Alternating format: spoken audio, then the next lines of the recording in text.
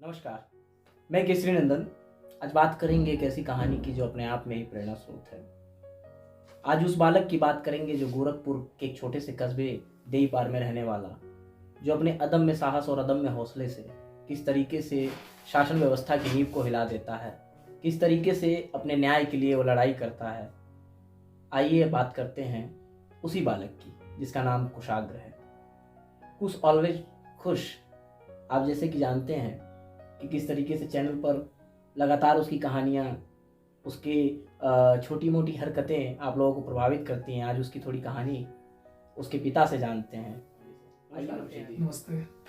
अभिषेक जी, ये बताइए कि अभी तक जो हुआ, जो कुशाग्र के बारे में जानकारियाँ थी, वो हमारे दर्शकों को आपने बताया।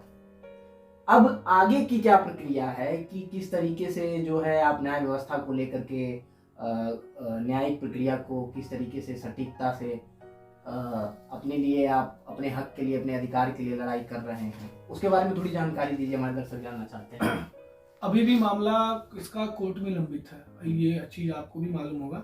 इसका मामला अभी भी कोर्ट में लंबित है और अभी भी इन सबों की जांच हो रही है। लखनऊ से टीम संभवतः अगले महीने आने वाली है और जो आएगी, लखनऊ से आएगी टीम आएगी, फिर इन चारों पे फैसला फिर से लिया जाएगा क्या होना है। और रही बात उसके आगे के बारे फ्यूचर, तो अब जो हो गया कैसे था, ये चीजें पर हमें बात नहीं करनी है। बस हमें उसको एक बेहतरीन भविष्य निर्धारित करना है कि ताकि वो कहीं भी जहां भी रहे एक सफल व्यक्ति के तौर पे रहे। बस ये हमारी सोच है और हमारी सिंपल सी सोच है कि कुशाग्र को हमेशा हमेशा एक स्टेप आगे ही रखना है। उसको कभी इस चीज की कमी महसूस नहीं होने देना कि वो दिव्यांग नहीं है। हम उसको यूनिक मानते हैं, वो बहुत ही यूनिक है। वो जब आया थोड़ी सी दिक्कतें हुई हमें, पर अब वो एक हमारे लिए एक पार्ट ऑफ लाइफ है और वो बहुत ही यूनिक है। आप मानेंगे नहीं, अब तो हम लोग उसको रियलाइज करते हैं। हमारे कुछ के जो सब्सक्राइबर हैं, जो हमारी फैमिली है, वो लोग भी उसके बारे में थोड़ा बहुत तो जानते ही। अच्छा, कि कुशाग्र की ऐसी कौन सी हरकतें हैं जो आपको बहुत प्रभावित करती हैं? हरकतें का वो समझता बहुत तेजी से हर चीजों को। आप मानेंगे नहीं ना, उसका जो सेंस ऑफ ह्यूमर है बहुत तेज है उसका। मतलब कि एक एक चीजों को वो बहुत केयरफुली नोटिस करता है, फिर वो उस पर ऑब्जर्व भी करता है, सोचता है क्या होगा। आप मानेंगे नहीं, जब उसको हम लोग कभी ना आप उंगली पकड़ लेते हैं और जब पैदल चलता है ना, तो उंगली वो आपको बहुत स्ट्रांग पकड़ता है। वो जानता है कि अगर उंगली छूट जाएगा तो हमें चोट लग सकती है। इतना उसका सेंस ऑफ ह्यूमर है। उसका जो प्रेजेंस ऑफ माइंड है वो भी काफी तेज है। तो हमारी बस एक ही उसका हमारी एक सोच है कि उसको एक एज ए स्ट्रॉन्ग पर्सन समाज के सामने रखना, ताकि वो समाज के लिए कभी एक आईना बने, एक अपना वो क्या मतलब प्रेरणा का स्रोत बने, मॉडल, लोगों को प्रभावित करे। बिल्कुल, किसी का आइकन बने, जैसे यूथ आइकन होते हैं, बिल्कुल ठीक उसी तरीके से एक आइकन के रूप में उभर करके सामने आए। मेरा ये जानना और ज्यादा, मेरे दर्शक भी ये जानना चाहेंगे कि जब कुशाग्र को मतलब आप देख रहे हैं रोज दैनिक जीवन में लगातार उसको परेशानियों का सामना करना पड़ता है, अब धीरे धीरे कुशाग्र बड़ा हो रहा है, क्या आप कभी ये सोचे हैं कि आगे चल करके जो है आप उसे कैसे शिक्षा देंगे? क्या मतलब किस चीज़ को लेकर के, किस क्षेत्र को लेकर के आप उसको बढ़ावा देना चाहते हैं? आपको कभी ये महसूस हुआ है कि किस क्षेत्र में भेजना इसके लिए सबसे अच्छा होगा?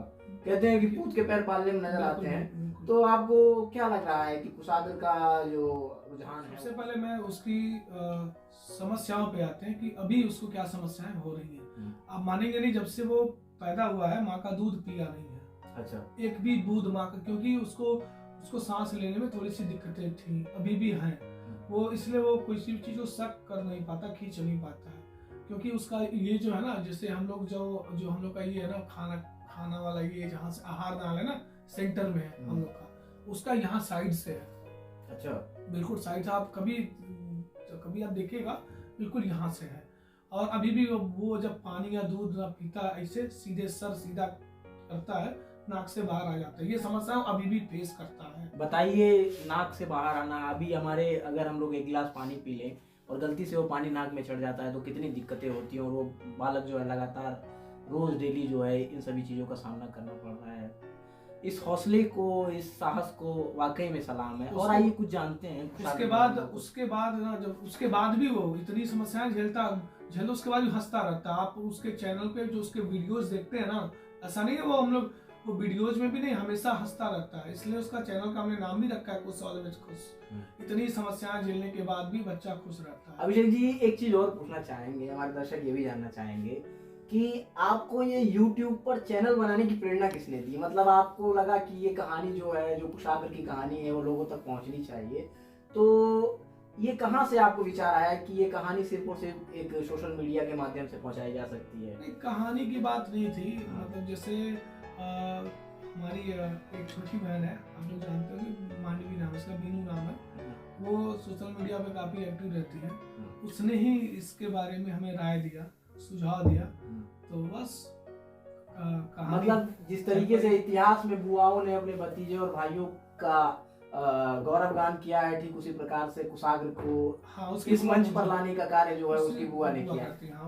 उसका आज भी इंस्टाग्राम हैंडल उसकी बुआ ही हैंडल करती हैं। मैं सिर्फ इसका YouTube और बस मैं इसका YouTube ही हैंडल करता हूँ। बाकी इसका जो भी सोशल मीडिया अदर अकाउंट है वो उसकी बुआ ही देखती है। अब मैं आपको एक चीज और बता दूं, हम लोगों ने जो उसके बारे में जो आपका सवाल भी था हमसे कि उसको फ्यूचर में उसके बारे में लोग क्या सोच रखते हैं। देखिए, मैं इसको कभी भी इसकी दिव्यांगता को उसकी कमजोरी नहीं बनाऊंगा, क्योंकि वो उसकी एक क्या कहते हैं उसको एज ए रोल मॉडल सबके सामने रह रहा एथलीट में। और वो हमें उम्मीद है कि वो इस काम में बखूबी इस काम में वो आगे भी आएगा। और वो उसके जो हरकतें हैं वो देख के लगता भी है कि ये एक ना एक दिन बहुत आगे जाएगा और भारत के लिए एक क्या कहते हैं उसको एक मतलब पूरे भारत को वो सम्मान महसूस करवाएगा। कुशाग्र के माता पिता चाहते हैं कि कुशाग्र बड़ा होकर के एक पैरा एथलीट बने। और पैरा एथलीट आप देख रहे हैं कि किस तरीके से विश्व में भारत का परचम इस बार पैरा ओलंपिक्स के खिलाड़ियों ने लहराया और कई लोगों को पद्मश्री और पद्म भूषण और पद्म विभूषण से सम्मानित भी किया गया राष्ट्रपति के द्वारा, राष्ट्रपति भवन में। कुशाग्र के माता पिता भी चाहते हैं कि भारत देश का नाम जो है कुशाग्र विश्व स्तर पर जो है कुशाग्र के पिता बताना चाहते हैं। पूछते हैं जरा क्या कई भी अब आप सोचिए, जो ओलंपिक्स हुए हैं उसमें सिर्फ 8 पदक आए ना भारत में, है ना। जो पैरा ओलंपिक्स हुए हैं उसमें 19 पदक आए हैं ना, 19 पदक। फिर भी कहीं ना कहीं भारत के लोग जो सम्मान नॉर्मल लोगों को, जो ओलंपिक्स में जो लोग जैसे नीरज चोपड़ा जी है, अदर लोग जो मतलब मेडल आए भारत, वो सम्मान कहीं ना कहीं पैरा ओलंपिक्स वालों को, पैरा एथलीट को नहीं मिला है। कहीं ना कहीं इनकी शिकायत है कि जो सम्मान सामान्य लोगों को मिल रहा है वो अक्षम्य रूप से या दिव्यांग लोग जो हैं उनको कहीं ना कहीं समाज नहीं दे पा रहा है। आखिर गोल्ड वो भी तो लेकर के आ रहे हैं, आखिर पैरा ओलंपिक्स में नाम तो वो भी रोशन देश का कर रहे हैं। ऐसा क्यों भेदभाव क्यों किया जा रहा है? सरकार की तरफ से भेदभाव किया जा रहा है या समाज की तरफ से भेदभाव किया जा रहा है, ये तो स्वयं तय करना पड़ेगा। क्योंकि खेल तो एक ही है, बशर्ते बस यही है कि एक में दिव्यांग खिलाड़ी बन करके उतर रहा है और एक में सामान्य।